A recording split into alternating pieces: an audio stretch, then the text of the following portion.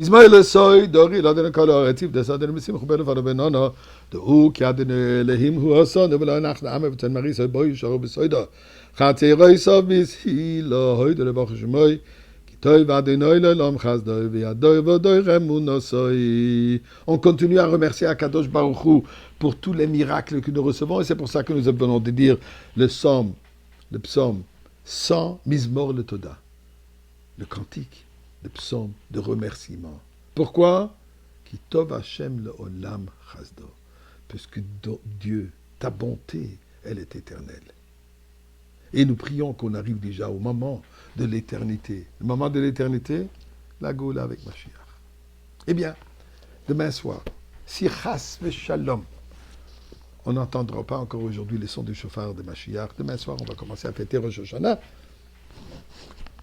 Et d'ailleurs, même quand on entendra le son du chauffard, on va, de Mashiach, on va quand même fêter Rosh Hashanah. Alors j'ai une question à vous poser.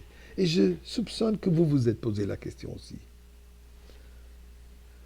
Rosh Hashanah, c'est quoi? On se souhaite le Shana Tova, Tikatevo Vetechatemu, pour une bonne année, que vous soyez inscrits, que vous soyez scellés. On demande à Kadosh Baruch Hu de nous offrir une nouvelle année, une bonne année. Et ça, nous prions. Ensemble avec le couronnement du roi, nous réalisons que, roi, on t'a couronné, donne-nous une bonne année. 10 jours plus tard, on aura Yom Kippour. Yom Kippour, qui se traduit en général le jour du grand pardon. Qu'est-ce que ça veut dire le jour du grand pardon? On se fait pardonner. Pardonner de quoi?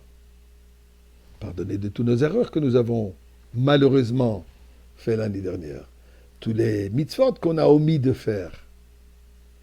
Est-ce que ce ne serait pas plus logique de d'abord demander pardon, de d'abord reconnaître nos failles, de d'abord s'excuser et demander à Kadosh Baruch qui nous pardonne pour le passé, qui passe l'éponge, qu'il efface.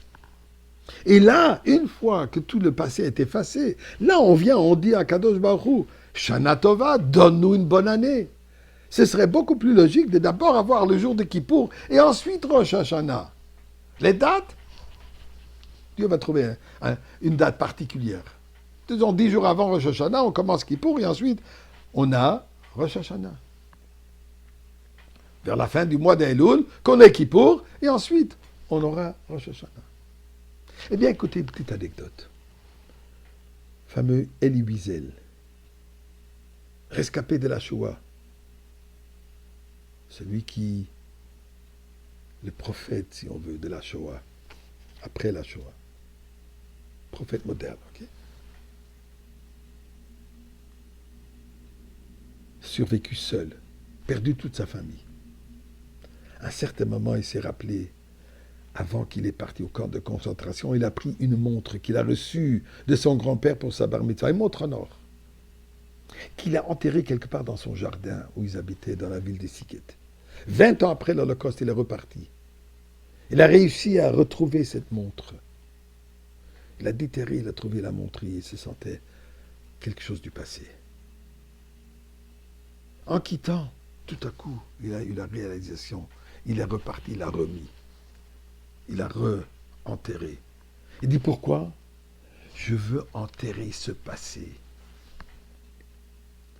Si je veux commencer une nouvelle vie, si je veux bâtir, il faut que je laisse le passé enterré. D'abord, il faut que je construise. Et ensuite, j'aurai ce luxe de partir dans les mémoires du passé.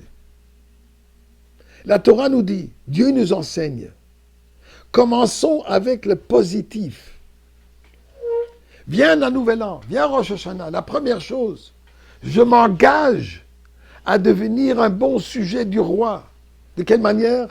En faisant ce que je dois faire, en faisant ce que je suis obligé de faire, de suivre les lois, les commandements, les directives du roi. Donc, Torah et Mitzvot. Première chose, je commence avec la positivité, avec Assez Tov, agis dans le bien. bien ancré. Rosh Hashanah 2 jours. Je fais mes prières. J'écoute le chauffard. Je partage le chauffard aussi avec le prochain. Les 10 jours entre Rosh Hashanah et Kippour, où j'ajoute dans la positivité. Là, je viens à Dieu, tu sais, Dieu. J'ai aussi un bagage du passé. Est-ce qu'on peut le nettoyer? Est-ce qu'on peut l'effacer? Maintenant que je suis sur une base solide de bonté, de bien, de positivité, d'action, là, je me présente devant Dieu. Sourmira, enlève le passé, efface le passé. Eh bien, Kadosh Baruch Hu, on fait du bien. On n'arrête pas de faire du bien. Efface le passé, l'exil.